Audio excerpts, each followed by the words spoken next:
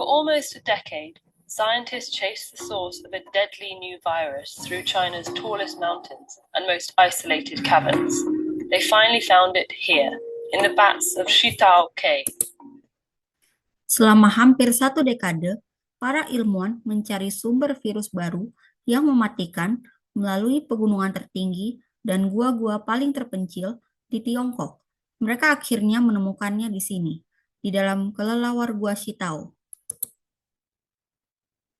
The virus in question was a coronavirus that caused an epidemic of severe acute respiratory syndrome, or SARS, in 2003.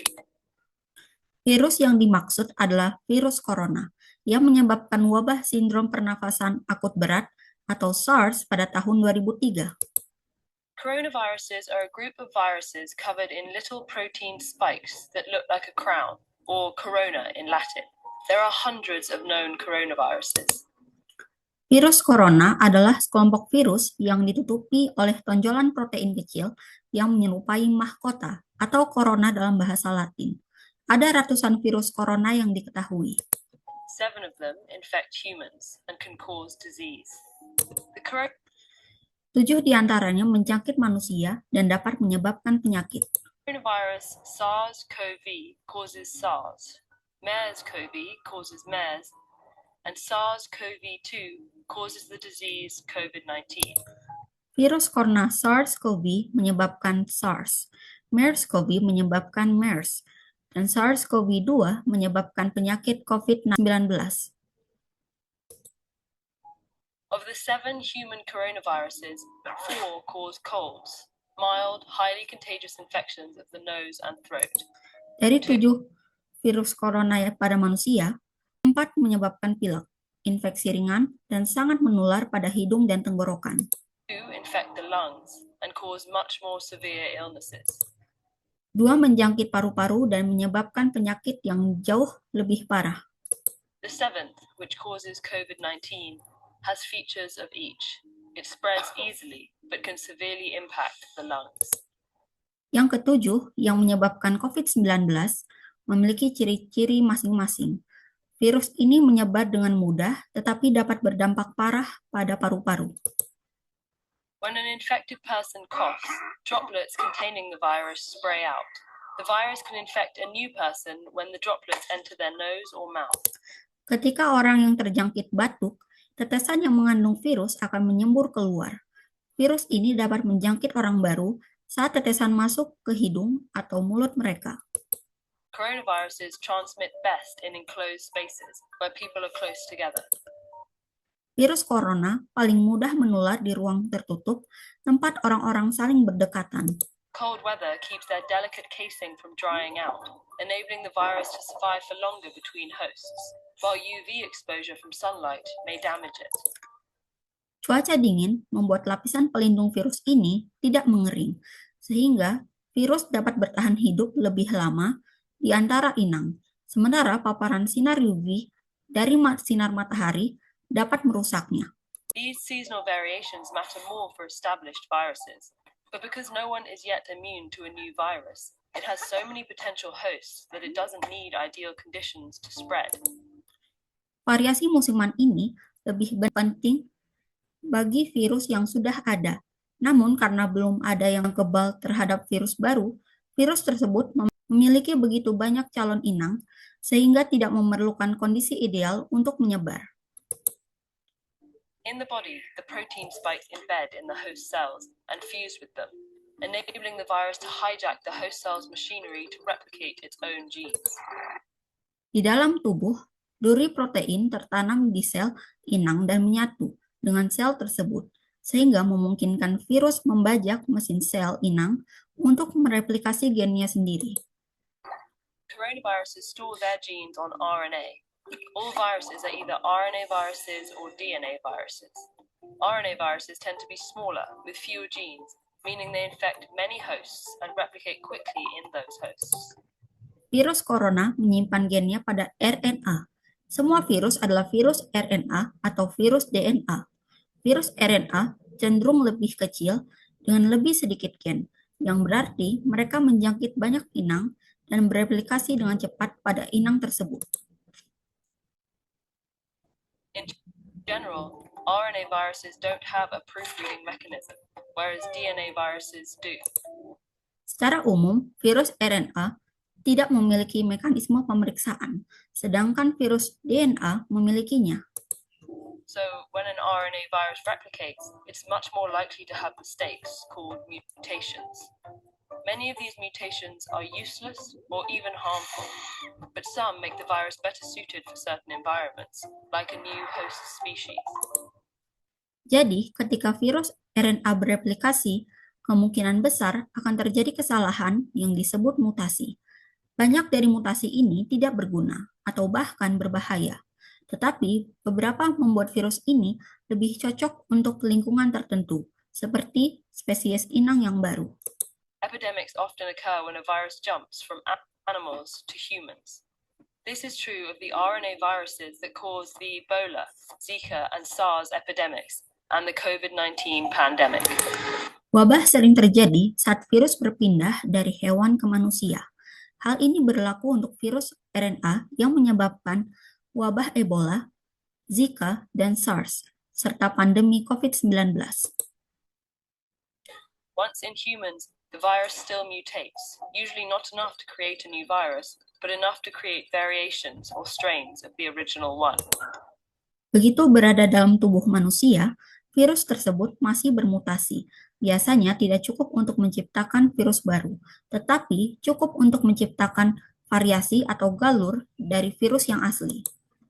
Coronaviruses have a few key differences from most RNA viruses. They're some of the largest, meaning they have the most genes.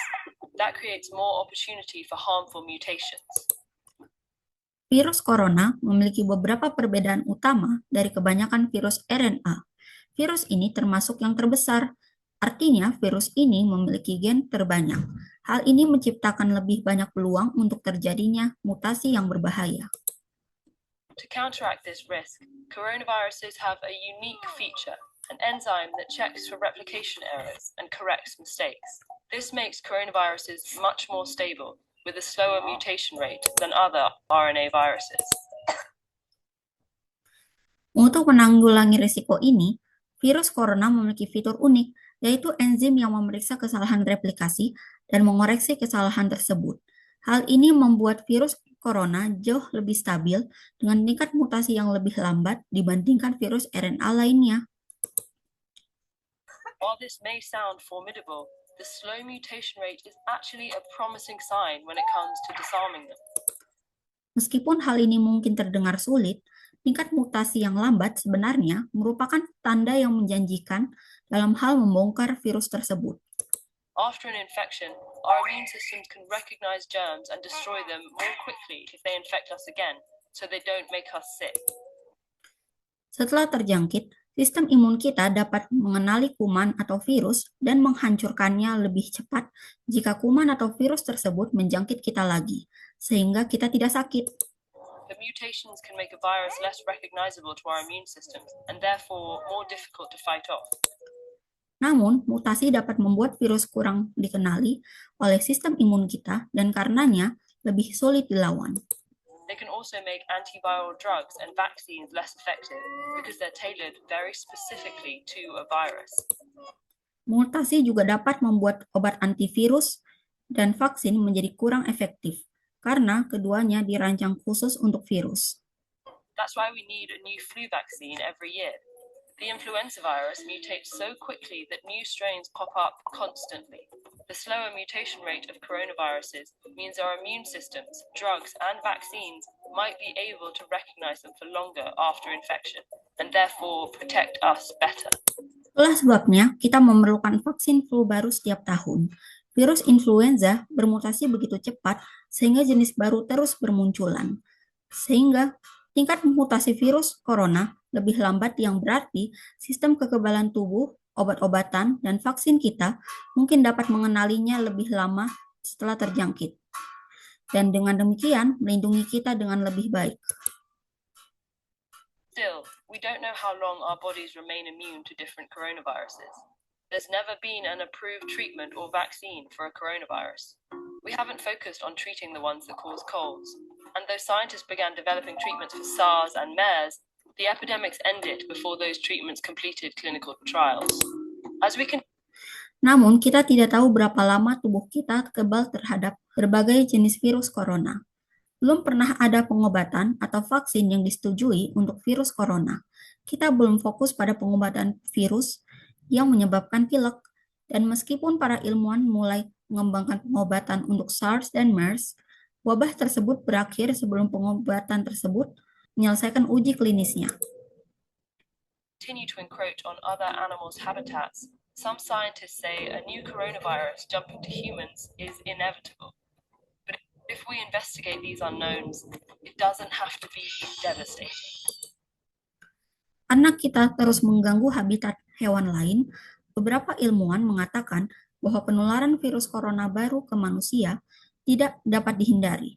Namun, jika kita menyelidiki hal-hal yang tidak diketahui ini, hal itu tidak akan menjadi bencana.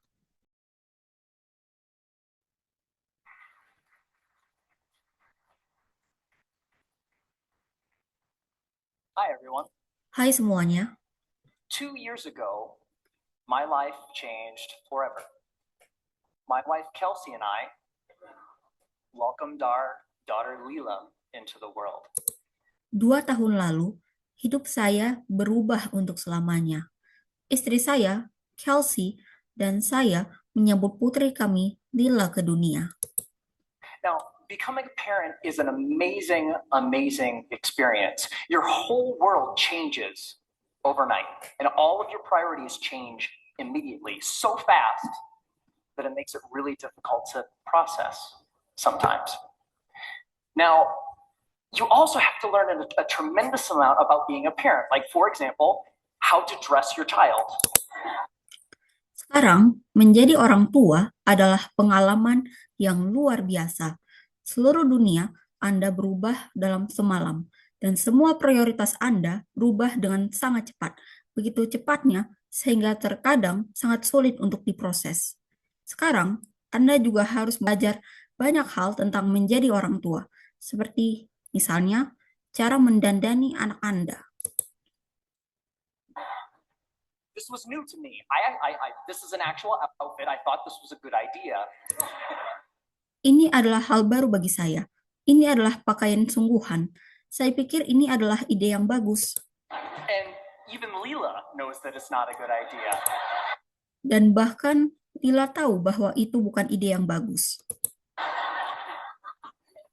So there was so much to learn and so much craziness all at once. Jadi, ada begitu banyak hal yang harus dipelajari dan begitu banyak kegilaan di saat yang sama. And to add to the craziness, Kelsey and I both work from home. We're entrepreneurs. We run our own businesses. Dan untuk menambah kegilaan tersebut, Kelsey dan saya sama-sama bekerja dari rumah. Kami adalah pengusaha. Kami menjalankan bisnis kami masing-masing. Kelsey is develops courses online for yoga teachers. I'm an author. And so I'm working from home. Kelsey's working from home. We have an infant. And we're trying to make sure that everything gets done that needs done.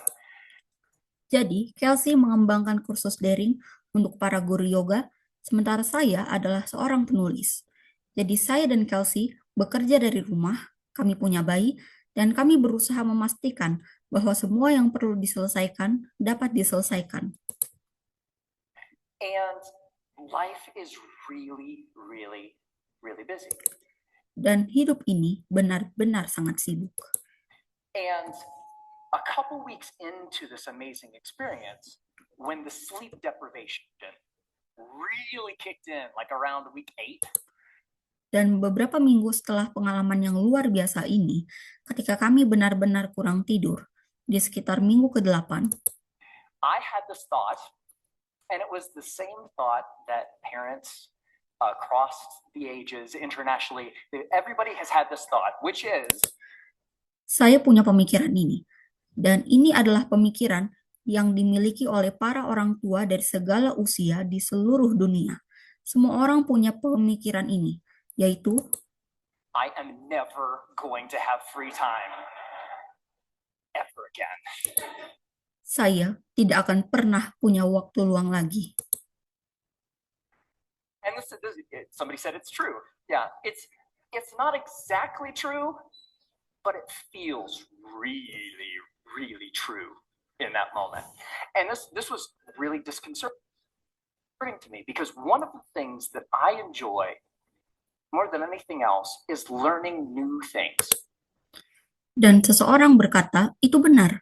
Ya, itu tidak sepenuhnya benar, tetapi pemikiran tersebut terasa sangat-sangat benar pada saat itu. Dan ini benar-benar membingungkan bagi saya, karena salah satu hal yang paling saya nikmati adalah mempelajari hal-hal baru. Getting curious about something and diving in and fiddling around and learning through trial and error and eventually becoming pretty good at something. Merasa ingin tahu tentang sesuatu dan menekuni serta mencoba-coba dan belajar melalui kesalahan-kesalahan dan akhirnya menjadi cukup ahli dalam sesuatu. And without this free time, I didn't know how I was ever going to do that ever again. Dan tanpa waktu luang ini, saya tidak tahu bagaimana saya akan melakukannya lagi. So, I'm a big geek. I want to keep learning things. I want to keep growing. Jadi, saya seorang kutu buku. Saya ingin terus belajar banyak hal. Dan saya ingin terus berkembang. And so, what I decided to do was go to the library and go to the bookstore and look at what research says about how we learn and how we learn quickly. Jadi, yang saya putuskan adalah pergi ke perpustakaan dan toko buku, lalu melihat hasil penelitian tentang cara kita belajar dan bagaimana kita belajar dengan cepat. And I read a bunch of books, I read a bunch of websites, and trying to answer this question, how long does it take to acquire a new skill? Saya membaca banyak buku dan situs web, dan untuk menjawab pertanyaan ini, berapa lama waktu yang dibutuhkan untuk mempelajari keterampilan baru? You know what I found? Anda tahu apa yang saya temukan? 10,000 hours. 10.000 jam. Anybody ever heard this? 10,000. It takes 10,000 hours. If you want to learn something new, if you want to be good at it, it's going to take 10,000 hours to get there. Ada yang pernah mendengar ini? Diperlukan 10.000 jam. Jika Anda ingin mempelajari sesuatu yang baru, jika Anda ingin menguasainya, diperlukan waktu 10.000 jam untuk mencapainya.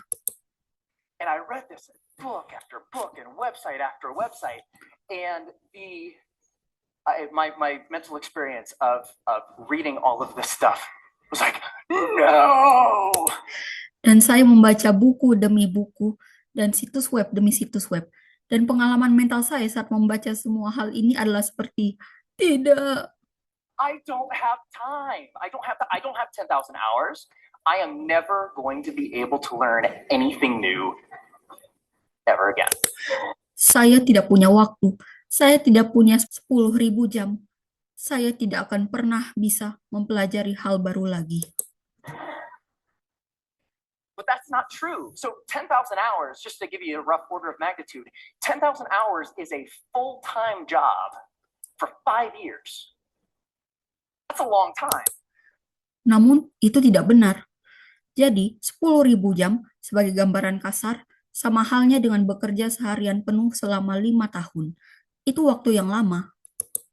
And we've all had the experience of learning something new, and it didn't take us anywhere close to that amount of time, right? Dan kita semua pernah mempelajari sesuatu yang baru, dan itu tidak memakan waktu yang lama, bukan? So what's up? There's something kind of funky going on here. What the research says and what we expect and have experiences, they don't match up. And what I found, here's the wrinkle. Jadi, apa yang terjadi? Ada sesuatu yang aneh di sini. Apa yang dikatakan penelitian dan apa yang kita harapkan dan alami tidak sesuai. Dan apa yang saya temukan, inilah jawabannya. The 10,000 hour rule came out of studies of expert level performance. Aturan 10.000 jam berasal dari penelitian kinerja tingkat ahli. There was a professor at Florida State University. His name is K. Anders Ericsson. He's the originator of the 10,000 hour rule. Ada seorang profesor di Universitas Negeri Florida, Namanya Kay Anders Ericsson. Dialah pencetus aturan 10.000 jam. And where that came from is he studied professional athletes, world-class musicians, chess grandmasters, all of these ultra-competitive folks in ultra-high-performing fields, and he tried to figure out how long does it take to get to the top of those kinds of fields. Dan dari mana asalnya? Dia meneliti atlet profesional, musisi kelas dunia, dan grandmaster catur. Semua orang ini yang sangat kompetitif di bidang dengan performa yang sangat tinggi, dan ia mencoba mencari tahu berapa lama waktu yang dibutuhkan untuk mencapai puncak dalam bidang-bidang tersebut.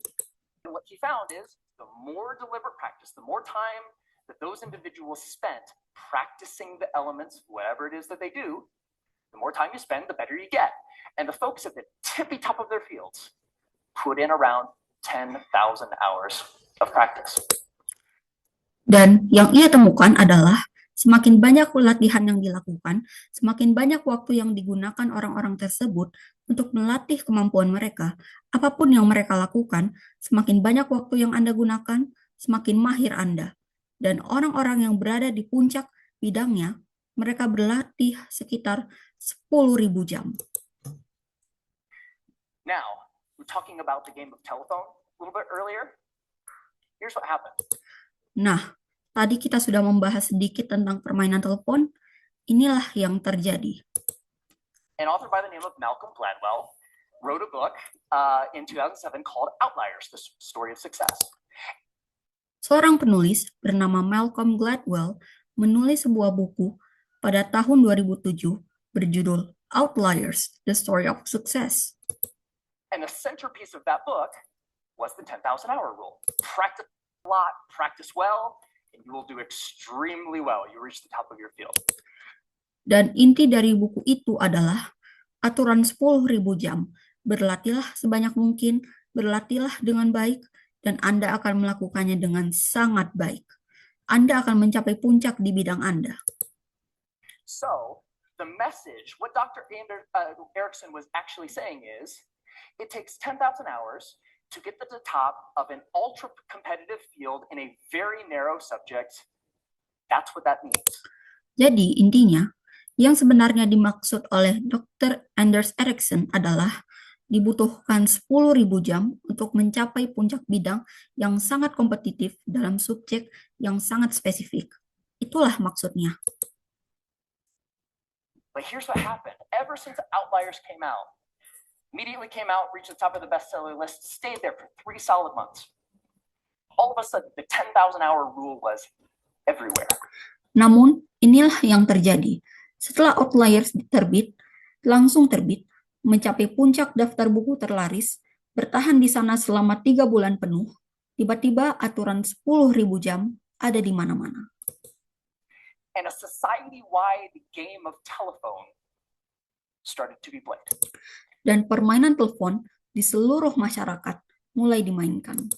So this message, it takes 10,000 hours to reach the top of an ultra-competitive field, became, it takes 10,000 hours to become an expert at something, which became, it takes 10,000 hours to become good at something, which became, it takes 10,000 hours to learn something. Jadi artinya, dibutuhkan 10.000 jam untuk mencapai puncak bidang yang sangat kompetitif. Yang menjadi, dibutuhkan 10.000 jam untuk menjadi ahli dalam sesuatu. Yang berarti, dibutuhkan 10.000 jam untuk menjadi terampil dalam sesuatu. Yang berarti, dibutuhkannya 10.000 jam untuk mempelajari sesuatu.